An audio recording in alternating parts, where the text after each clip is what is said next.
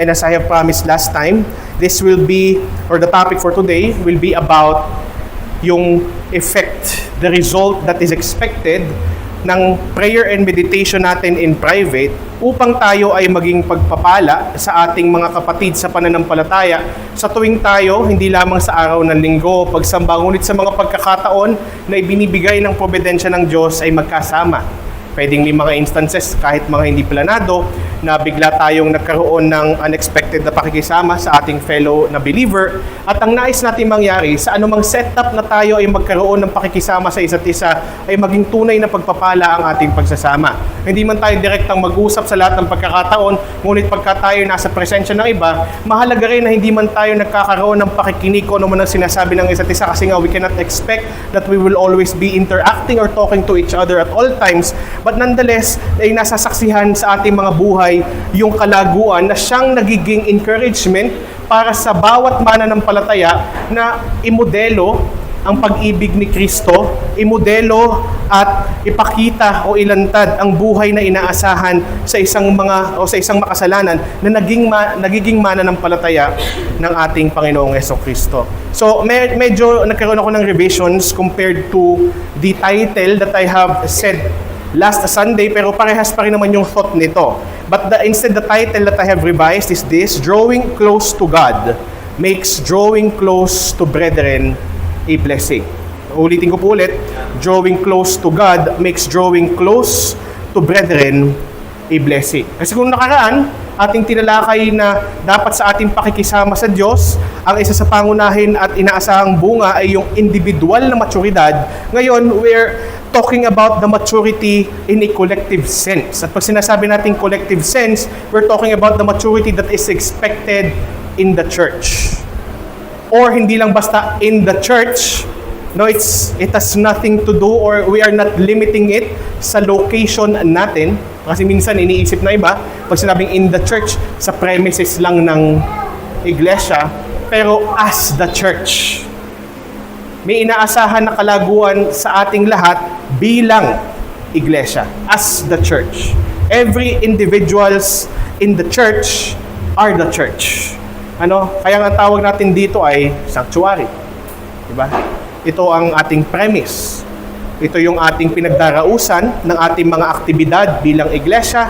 Ito ang ating lugar na pinagdarausan ng ating mga pagtitipon at iba pang mga activities or mga meetings and many more. But nonetheless, what's really important is hindi talaga yung maturity of the place. No, dati wala tayong mga ganitong building, wala tayong aircon sa kabilang silid, wala tayong mga ceiling, mga wall fan before. Nakikita natin nagmamature yung place at ibiyaya ng Diyos. Pero more than anything else, dapat yung mga nag-uukupan ng lugar, yung bawat bahagi ng iglesia ay nagmamature din. More than anything else, ano pa man ang ating pagdausang lugar, ang pinakamahalaga ay lumalago ang iglesyang nagdaraos. Yun po ang ating layunin dito sa ating paalala na tatalakayin sa ating Sunday School topic. Ngayon, nais ko pong umpisahan sa pamamagitan ng pagkuko ng isang lingkod ng ating Panginoon. Ang pangalan po niya ay si Paris Reidhead. Ngayon, ako po ay humihingi ng paumanhin kasi alam ko po na na-quote ko itong quote na ito dati, pero nai-attribute ko siya kay D.A. Carson. Kumbaga naghalo-halo na sa utak ko yung mga tao. Pero ang nag-quote po talaga nitong sasabihin natin yung ating tinitingnan ngayon ay si Paris Reidhead. I'm not sure if you're familiar with him, pero isa po siya sa mga mananampalataya ng ating Panginoong Jesucristo na nagamit sa paraang pangangaral at pagtuturo ng salita ng Diyos. Ang sabi niya, most Christians do not have fellowship with God. They have fellowship with each other about God. Ito ay nakakalungkot na bagay, nakakalungkot na realidad na nangyayari sa iba't ibang lokal na iglesia. We don't single out a church, but it happens in every church, I think. Na hindi ko sinasabi to na with bias na sinasabi ko na lahat na lamang ng mananampalataya ganun, pero marami sa ating mga Kristiyano ang nakakalimot na bagamat mahalaga na tayo ay dapat nagkakaroon ng pakikisama sa isa't isa, hindi natin kinaliligtaan na napakahalaga din na mayroon tayong pakikisama sa Diyos bago tayo makisama sa isa't isa. Kung titingnan kasi natin mabuti, yung ating pakikisama sa isa't isa na alam nating inaasahan kasi it is something mandated by God is whenever we have Lord's Day worship. And ang ating Panginoon, ibinigay sa atin nagbigay sa atin ng 7 araw, ay nagbukod, nag-set apart ng isang araw upang ang lahat ng Kristiyano ay magpangipangita.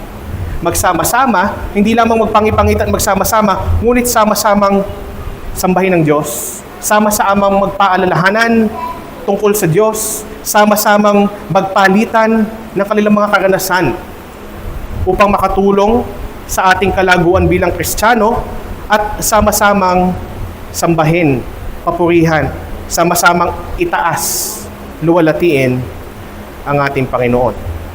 It's very nice to have fellowship with each other about God. Maganda yon. At hindi hangarin, di Paris Reedhead, na i-minimize or i-downplay in any way, shape, or form yung biyaya ng pagsasama ng mga magkakapatid kay Kristo. Ang nais niyang ipaalala dito ay yung kahalagahan ng ating individual na pakikisama rin sa ating Diyos. Kaya nga, sa ating pagpapatuloy ng lekturang ito, mahalaga rin na isabay natin na ating suriin ang ating mga sarili. How is my fellowship with God? How do I utilize my 24 hours in a day in order to have a definite time for me to have intimate and fruitful fellowship with God? How often do I open my Bible in a week, in a day? How often do I pray, not just yung tinatawag natin na routinary prayer, but how often do I pray with the intent of fellowship with God in a day, in a week, in a month, in a year, in a decade, at marami pang panahon? Kasi yun talaga ay napakahalagang susi upang tayo ay magkaroon ng ating individual na kalaguan upang kapag tayo ay nagsama-sama at sa ating pagsasama-sama, hindi lang sa araw ng linggo, pero sa mga pagkakataong bubuksan ng Diyos na tayo ay magkasama-sama. When we fellowship with each other about God, hindi lamang naririnig sa atin ang Diyos, ngunit nakikita sa atin ang mga katangian na hinuhulma sa atin ng Diyos. Pag binasa natin yung, let me just make sure, I'll open my Bible app. Ephesians in chapter 5. Sabi sa Ephesians chapter 5 in verse 1. Ephesians 5 verse 1. Therefore, be imitators of God as beloved children. Anong ibig sabihin ng word na imitator? Diba alam naman natin, pag sinabi nating imitator, it comes from the root word imitate. Ibig sabihin tayo ay tumulad sa Diyos. At para hindi natin i-overthink, paano ba tumulad sa Diyos? Ano ba yung katangiang lantad na lantad at laging ibinibida ng salita ng Diyos patungkol sa Diyos? Anong katangian yun? Kabanalan. Tama ba? Holy, holy, holy is the Lord of hosts. And we have this mandate galing sa ating Diyos to be imitators of Him. Be imitators of God. Kung susundan natin yung konteksto nyon, galing sa Ephesians 4, isa sa mga huling sinabi doon, kasama doon yung pagpapatawad, marami pang iba, maging modelo tayo ng isa't isa, at tayo'y mabuhay ng isang buhay na hiwalay, kakaiba, sa mga hindi pa sumasampalataya. That's the context of Ephesians 4. At kasama doon sa context sa Ephesians 4, yung mapanatili ang pagkakaisa. Magsama-sama tayo upang mapanatili, magsikap tayo upang mapanatili ang pagkakaisa na binigay sa atin ng Banal na Espiritu. But we have to grow individually. We have to be helping each other out, reminding each other that we ought to be imitators of God. Paano nangyayari yon? Two things. Medyo nabanggit ko kanina. We ought to be messengers. Ibig sabihin, how do we become messengers? Di ba? communicate the message. We remind each other. Tayo nagpapaalalahanan. Kung kinakailangan, sinasaway natin ang isa't isa. Kung kinakailangan, ini-encourage natin ang isa't isa. We want to make sure that our words are filled with grace. Diba sabi nga, let your words be seasoned with, full of grace, seasoned with salt, so that we may minister grace upon our hearers. But at the same time, operating on the same time, or at the same time, not only are we messengers, not only are we reminders, nag-remind, but we ought to be models and examples as well. Dahil kung kagaya kanina, ating binigyan ng pansin na sa pag-aasawa, kailangan ang ating isip, ang ating buong pagkatao ay nakatutok sa pangunahing niyang layunin. Ganon din pagdating sa ating pangunahing layunin kung bakit tayo nagsasama-sama at pinagsasama-sama ng Diyos bilang mga magkakapatid sa pananampalataya. And I would like to expound a very familiar text of Scripture na nagsasabi na huwag nating kalimutan, huwag nating isawalang bahala ang ating pagtitipon. Pero dito sa mga talatang ito, makikita rin natin kung bakit tayo dinanais ng Diyos na magtipon o magsama-sama. Hindi man sa aspeto ng pagsamba, ngunit pwede naman tayo na minsan, we can hang out. Diba pwede yun? Pwede nating bisitahin ng isa't isa sa kanilang tahanan. Pwede tayong kumain sa labas, marami pang iba. O minsan, pwede tayong magkasalubong at nagkakwentuhan, nagkausap. Di ba yung mga ganong klase ng pakikisama? Para saan? And the answer dito is in verse 24. Na kung saan ay sinasabing malinaw, let us consider how to stir up one another to love and good works. Saka isinunod ang paalala, not neglecting to meet together. Kasi paano mo nga naman i-stir up ang isa't isa to love and good works kung hindi naman kayo magkasama? Eh ito, nasa konteksto kasi baka may iba magsabi, ay hindi, mag-video call na lang kami. Di ba? Wala pang ganun nung panahong sinulat to. Di ba? Not neglecting to meet together. So, ibig sabihin, when we are in the presence of each other, this is the primary purpose. To stir up one another in love and good works, not neglecting to meet together, as is the habit of some, but encouraging one another. And all the more, hindi lang basta encouraging, hindi lang basta stirring up one another to love and good works, but in a progressive, growing manner. All the more as you see the day drawing near. Ang tinutukoy dito kasi see the day drawing near, habang ating kinikilala na habang lumilipas ang panahon, we are drawing near and closer to the second coming of Christ. No, hindi ibig sabihin malapit nang dumating si Kristo. Ibig sabihin ng ito, totoo naman habang lumilipas ang panahon, papalapit tayo ng papalapit sa takdang panahon ng muli niyang pagparito.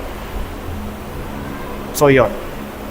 Ngayon, ang konteksto ng kabuuan ito ay sa konteksto ng pagpapaalala na si Hesus Kristo ay mas higit kaysa sa kahit ano, higit sa maanghel, higit kay Moses, di ba tinuro yun kahapon, higit sa mga seremonya na ginagawa ng lumang tipan, higit sa pagkapari ng lumang tipan, at marami pang iba. Dahil ang writer ng Hebrews ay hinihimok ang mga mananampalatayang pinipersecute at the time na wag silang bumigay, wag silang sumuko, wag silang humiwalay, wag nilang itanggi ang ating Panginoong Hesus Kristo. At dahil sila ay nasa midst of great persecution ng mga panahong ito, may mga tao na ayaw na nilang ma-identify na sila ay mananampalataya ni Kristo. And one of the ways that they have thought, na kanilang naisip, na upang sila hindi na i-persecute, para hindi na ako tingnan ng imperyo ng Roma at ng mga Hudyo na against sa pananampalatayang Kristiyano, na kabilang sa mga mananampalataya, hindi na lang ako sasama sa kanilang pagtitipon. I'll just neglect the meeting together. Kaya ang sabi ng writer ng Hebrews, lagi ko masasabi si Pablo kasi I personally believe Paul wrote. Pero other people who disagree, sabi nila si Luke daw or si Silas, kung sino man. Hindi rin naman sinabi kung sino talaga ang writer. So, writer ng Hebrews. So ayaw na nilang mag-meet together. Sa panahon natin ngayon, may mga tao na ayaw nang umattend sa iglesia. May iba't ibang dahilan. May dahilang personal. May dahilang sila'y naakit na ng kamunduhan at nawalan na sila ng pagpaprioridad sa mga bagay ng Diyos. Pero mayroon ding isa pa. Sila ay natisod sa kanilang mga kasama sa iglesia. Dahil itong inaasahan na to, encouraging, considering how to stir up one another in love and good works, ay hindi mamataan, maaring sa isang miyembro o mga nakakasama nila. Basahin muna natin ulit. Basahin muna natin itong Hebrews 10:19-25 before we proceed further. Ito po salita ng Diyos. Basahin po siya mula sa English Standard. Therefore, brothers, since we have confidence to enter the holy places by the blood of Jesus, by the new and living way that He opened for us through the curtain that is through His flesh, and since we have a great priest over the house of God, let us draw near with a true heart in full assurance of faith, with our hearts sprinkled clean from an evil conscience and our bodies washed with pure water. Let us hold fast the confession of our hope without wavering, for He who promised is faithful. And let us consider how to stir up one another to love and good works, not neglecting to meet together, as is the habit of some, but encouraging one another, and all the more as you see the day drawing near. So ito po salita ng Diyos. Sana po tayong pagpala ng mga talata na ito. The reason why there's a word therefore there ay dahil itong sinasabing ito ng writer ng Hebrews ay karugtong ng kanyang mga pamamanhik o pamanhik dun sa mga nakaraang talata in Hebrews chapter 10, na kung saan ay pinaliwanag doon na ang kautusan ay anino lamang ng mga bagay na paparating at ang katuparan ng mga bagay na ito ay si Kristo, which is better than any of the ceremonial laws of the Day of Atonement, na kung saan ang punong pare, yung high priest, ay nagsasakripisyo once a year sa loob ng kabanal-banalang dako or the Holy of Holies para sa paglilinis, not really salvific na paglilinis, ngunit upang ipakita ang anino ng paglilinis ng kasalanan na magaganap pagdating ng ipinangakong Mesiyas. So yung tinatawag na Day of Atonement, na kung saan by one sacrifice, the entire nation of Israel is cleansed of their sin, or should I say, are reminded that there is a cleansing of sin that will happen in the years to come, pagdating nga ng ipinangakong Mesiyas. Kaya nga sa pagde-therefore, na kung saan ina-address din, binibigyan ng encouragement ang mga nagnanais ng tumiwalag sa pananampalataya dahil sa matinding persecution.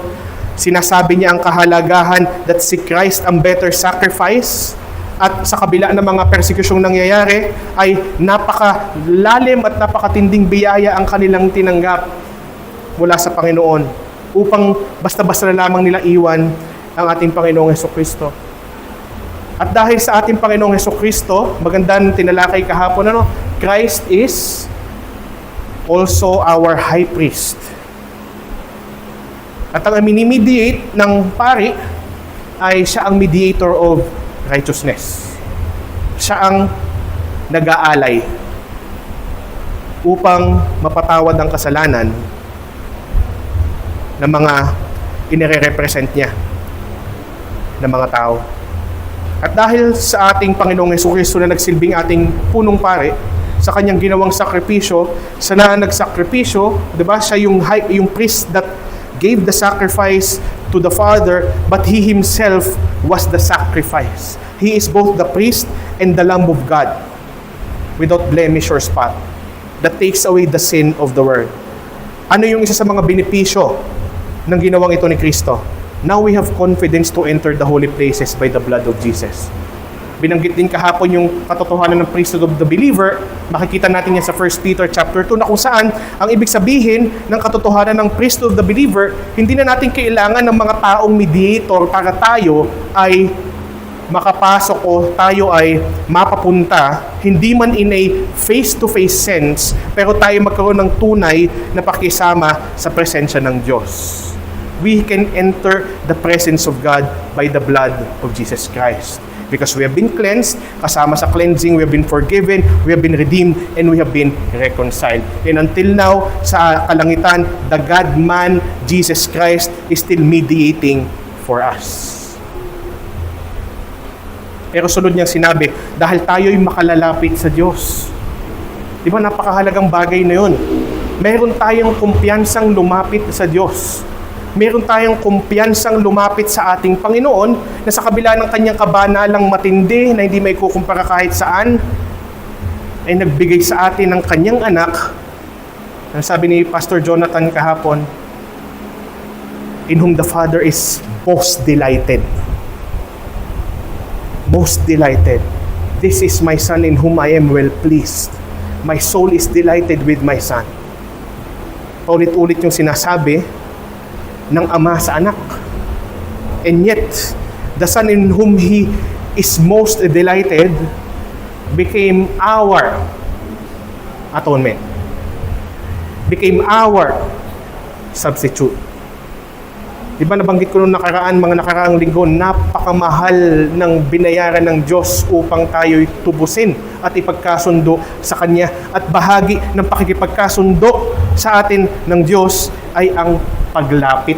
Hindi lang basta paglapit, ngunit paglapit ng may kumpiyansa.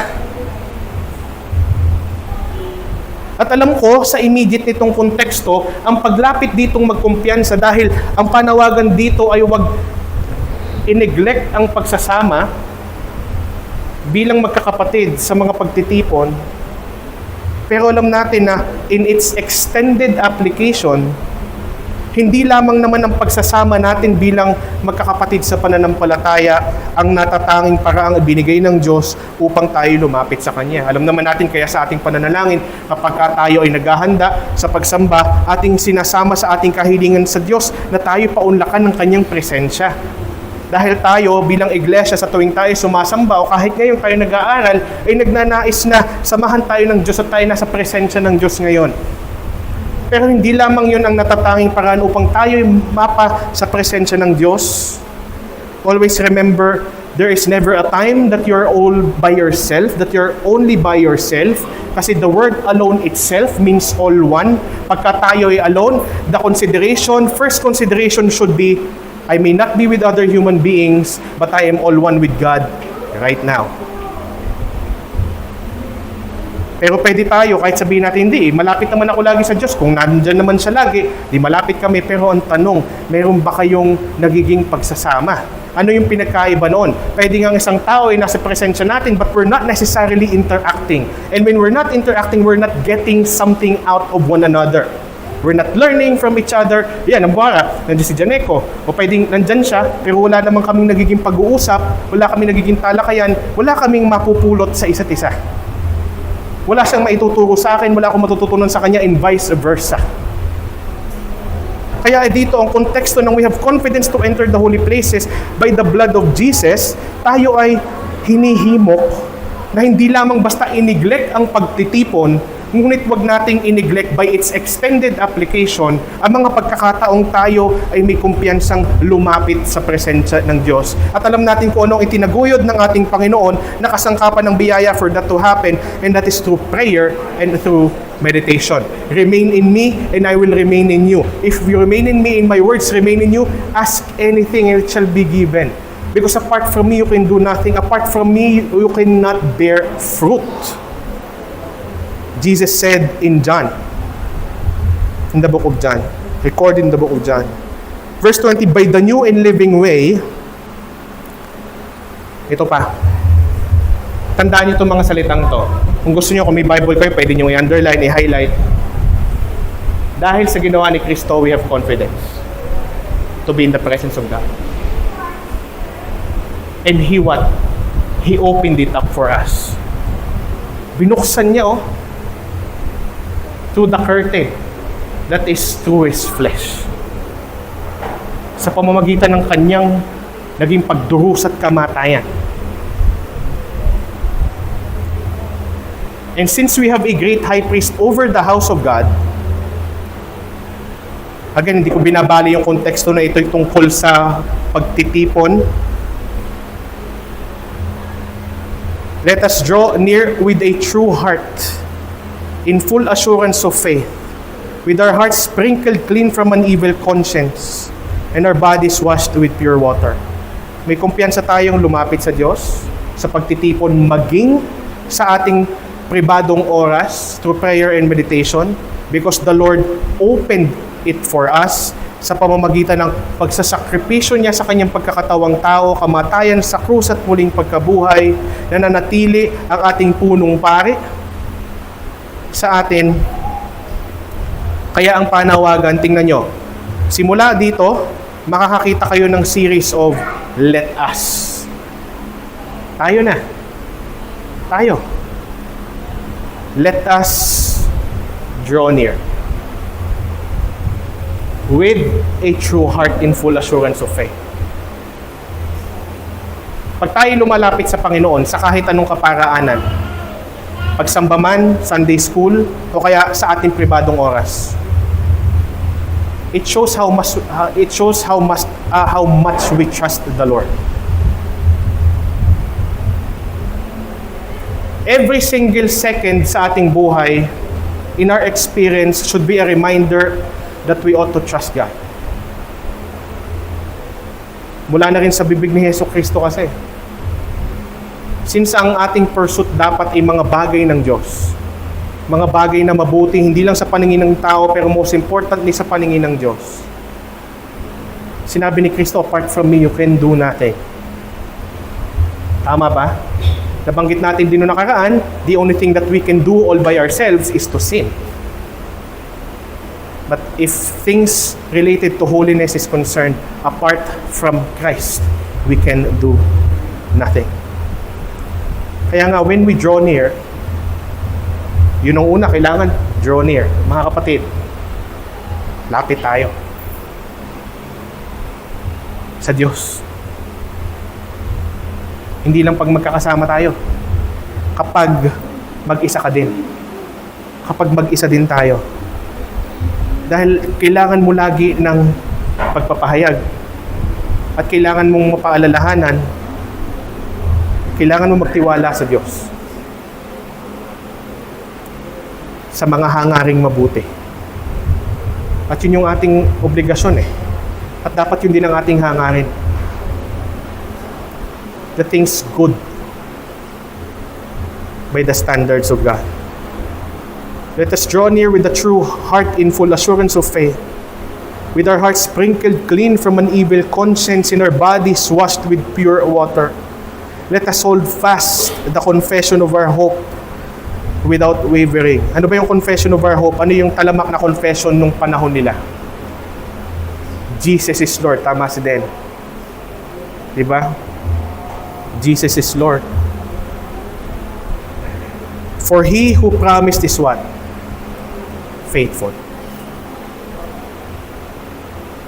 Maraming pangako ang Diyos na kailangan nating dapat inaalala. Magandang i-memorize. Ano? Pero kahit yung mga bagay na memorize natin dati, pag matagal nating hindi sinuri o tiningnan, tingnan nyo, hindi nyo na sa ulo. Tama ba? What keeps memorization is what?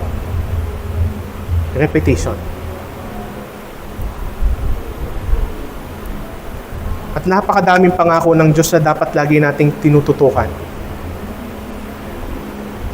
Napakaraming nangyayari sa ating buhay sa araw-araw na tayo ay laging bibigyan ng Diyos ng mga kalagayan na kung saan ay tayo tatawag sa Kanya.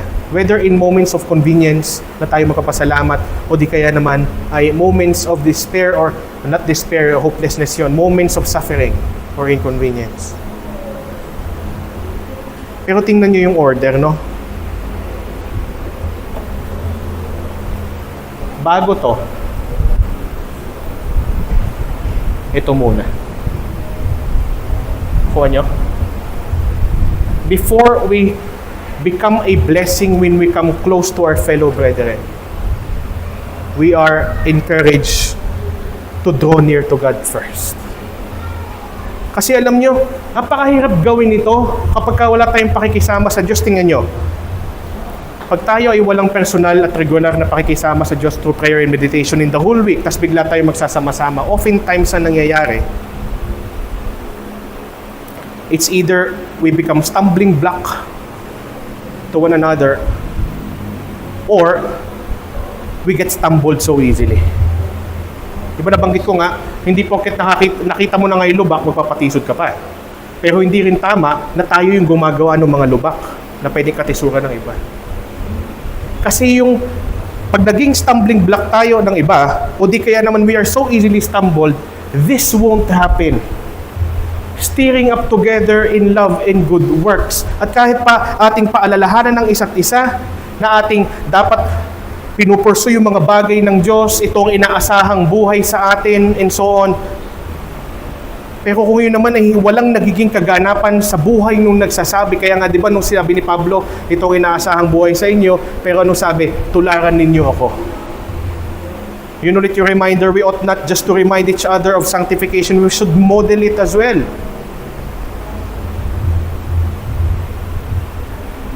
Pero for all these things to happen, para hindi rin natin nanineglect ang pagtitipon, maaaring may natisod, magne-neglect. Sa konteksto dito, pinipersecute sila, magne-neglect. Pero alam nyo,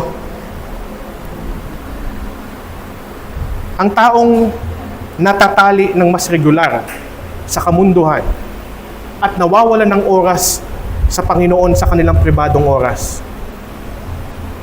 hindi lang basta 90% of the time, 100% of the time sila ang mga nawawala without providentially hindered reasons sa pagsamba. Hindi kasi meron kaming ganito, may lakad kami, and so on. O hindi kasi napuyat ako kagabi. Nawawalan ng halaga ang Diyos kapag nawawalan tayo ng regular na pakikisama sa kanila. O sa Kanya, rather. Totoo naman talaga yun eh. Somehow may katotohanan yung principle sa psychology that proximity begets likeness.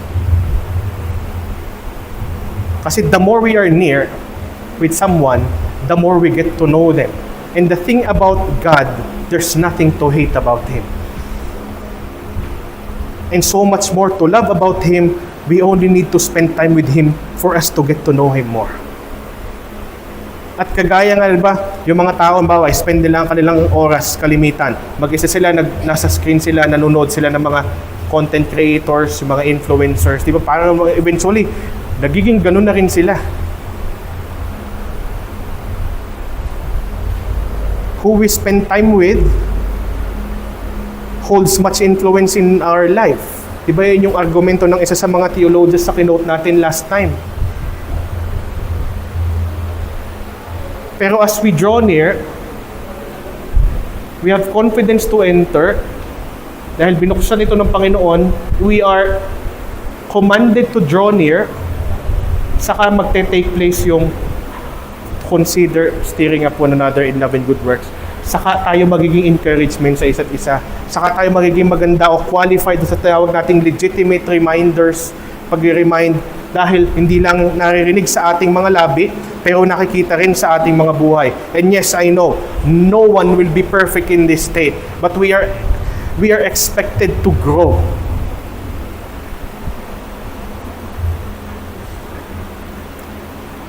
So that when we meet together, una, so that we won't neglect meeting with each other.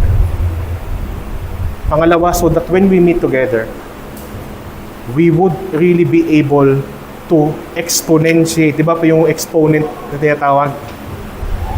We will be able to help each other to exponentiate. Pwede natin sabihin to multiply. The growth that we acquire when we are in private with God. Kasi meron ding growth na tayo ay namomotivate, na i-encourage, na i-pursue. Because we are surrounded by people of God, well-trained, well-fellowshipped with Christ. At ito ay nagtitake effect sa kanilang buhay at tayo ay nai-encourage. Tayo ay nai-stir up. Just as this brethren of mine is growing in Christ, I wanna be the same. That's the point of being a Christian. That's the point of we being in the presence of each other. At minsan may lugar naman para pag-usapan natin. Minsan, anong pinapanood mo ngayong movie, anong pinapanood mong series, may lugar para doon. May lugar sa mga bagay na yon. Saan ba magandang magpagupit? O yun, so on, maraming galing mga paibahon. Saan kaya anong masarap na ice cream? Walang masama, may lugar para doon. Pag tayo nagkikita-kita. Pero more than anything else, this is the priority when we meet each other. In other words, dun nga sa title natin, to be a blessing when we draw near to each other. Para hindi yung kapag ka ang meron tayo ay biglang reklamo sa isa't isa. Si ganito ay ganito, si ganito ay ganyan, and so on. Alam ko, nangyayari yung mga bagay na sa church, pero wag naman lagi. May mga ganun talagang pangyayari. O di kaya naman, si ganito ay may may something na laban kay ganito. May lihim na hinanakit kay ganito.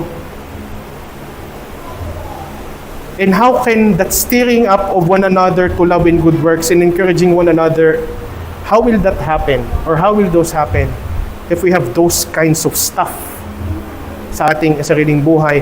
And how can we be sprinkled clean from all those stuff without drawing near to God first?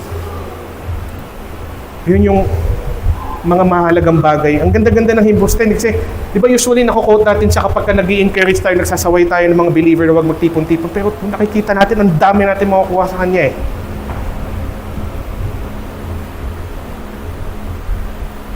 Yun yung dahilan kung bakit ay nagkakaroon tayo ng serie dito sa prayer and meditation. Alam nyo ba, sa iba sa inyo, naibahagi ko na, pero babahagi ko na sa inyo lahat. Ito ay sinadya kong pagtambalin. Ang 1 Corinthians at saka yung prayer and meditation.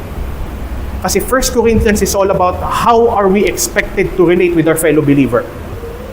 Yun talaga yung kabuuan ng tema ng 1 Corinthians eh. Paano dapat tayo makisama sa isa't isa? Paano dapat ang isang iglesia ay inaasahang mabuhay sa presensya ng kapwa nila mananampalataya kasi sila nagbabangayan, sila ay nagdi-divide at marami pang iba. Pero at the same time, ang prayer and meditation is tungkol sa pakikisama sa Diyos. Yun talaga dapat na magkatambal kasi hindi pwedeng maghiwalay yun eh. Hindi pwedeng may pagsasama lang ang mga mananampalataya pero walang pakikisama sa Diyos. Hindi rin pwede na pakikisama lang sa Diyos at walang pakikisama sa kapwa mananampalataya. Kailangan natin na habang tayo, ito'y biyaya ng Diyos sa atin na nagkakaroon tayo ng serye sa unang Korinto at nagkakaroon tayo ng serye sa prayer and meditation na yung mga bagay nito habang ating nililinaw, habang itinuturo sa atin, habang ating pinananariwa sa ating mga pribadong oras at habang sinisikap nating i-apply sa ating mga sariling buhay, ang aim natin is kung ano yung aim ng writer ng Hebrews. Magkaroon kayo ng magandang relasyon sa isa't isa bilang iglesia. Writer ng 1 Corinthians, magkaroon kayo ng magandang relasyon sa isa't isa. Tapos sa prayer meditation, para mangyari yon, kailangan natin magkaroon ng maganda at regular at nagyayaman na relasyon sa Diyos sa ating pribado. Kasi ang pinakamaganda sa lahat sa isang iglesia ay makilala mo ng isang iglesia o hindi. Hindi naman kasi yun ang purpose ng iglesia. It's not to be popular. But the church that exists in a geographical location are filled with people mature in Christ. So that pag may taong dinala ang Diyos sa iglesia, yung daratnan niyang mga tao ay talagang maaakay yung bagong dating. Habang nagpapatuloy ang kanilang pag-aakayan sa isa't isa tungo sa kalaguan kay Hesukristo. Kaya iyon, there's so much more to be said about the text. I'll end it here for the meantime. Pero sana, nakuha natin yung punto. Again, hindi ko alam kung paano nyo ginagamit ang inyong oras. At hindi ko gustong pakialaman kung paano nyo ginagamit ang inyong oras. Hindi ko kung gustong, at hindi rin tama, na panghimasukan namin mga pastor ang inyong pribadong buhay. Ito ay bilang paalala na sana ay talagang hindi lang natin yung parang ang tawag doon, ay may bakante akong oras here, magdinilay-nilay ako. So maganda yon. Pero sana ito'y planado. May schedule tayo, regular. At ginagawa natin sa araw-araw, yes, start small, but as time goes on, never remain small. At hindi nyo kailangang pilitin ang inyong mga sarili na lumago dito kasi ipinapangako ko sa inyo dahil ito ay nasalita ng Diyos, dahil progressive ang sanctification. Habang tumatagal na tayo ay nakikibahagi sa mga kasangkapan ng biyaya, ang Diyos ay nagbibigay na rin ng hangad at kapasidad upang mas naisin mo pa ito. You want to get more as you get to know God more. Parang si Apostol Pablo, I counted everything rubbish for the surpassing worth of knowing Christ Jesus my Lord. No one forced him. It supernaturally happened in him. Because God is always at work with us, both to will and to act according to His good purpose. Hindi ko alam kung mali ba, sa totoo lang, na panalangin. Kasi pag nananalangin ako ay nananalangin, Lord, sana po, dahan-dahan lang muna po ang pagpapadami sa amin. Hindi ako anti-evangelism, parang cop-out ba? Ayaw mo lang mag-evangelism, hindi ganon. Ang nais ko kasing hilingin ay, Lord, sana bago kami madagdagan ng tao, lumago muna yung naririto na. Kasi hindi naman ang laban dito ay paramihan, hindi nga yun kasama eh. Gusto nating marami maligtas. Pero gusto natin ay ang mga naliligtas ay inalago. Diba? Gusto natin ay ang mga naliligtas inalago. Kumbaga sa pagtatanim, hindi ka lang magtatanim para lang may tumubo. Gusto mong lumaki yung tutubong halaman. At ganun din sa atin. Sa pangaral ng salita ng Diyos, ito ay tinatawag usually, illustratively as paghasik ng binhi. And we don't want every seed na nai-impart sa atin mula sa salita ng Diyos to just remain a seed. O kaya naman sumibol lang ng kaunti. We want it to really grow and to bear much fruit. Kaya kung meron man tayong unang pagtutulungan na dapat gawin para sa isa't isa, o sawayin pag kinakailangan, magpaalala at mag-encourage pag kinakailangan. Pero ang pinakamahalaga sa lahat nating pagtutulungan ay tayo na ang mag-akayan, tayo na magpaalalahanan. Kapatid, magnilay tayo sa ating pribadong oras. Kapatid, tayo manalangin to fellowship with God sa ating pribadong oras. Para talaga na maging blessing ang ating pakikisama sa isa't isa. Because it is drawing close to God that makes drawing close to brethren a blessing. So ito po ang aking pagtatapos ng ating lecture ngayon. Sana ito magsibing biyaya at pagpapala sa ating lahat. If you have questions or anything that you would like to say, to ask, to impart, sige lang po, now is the time to do it. Meron ba kayong mga tanong o nais mga linawin?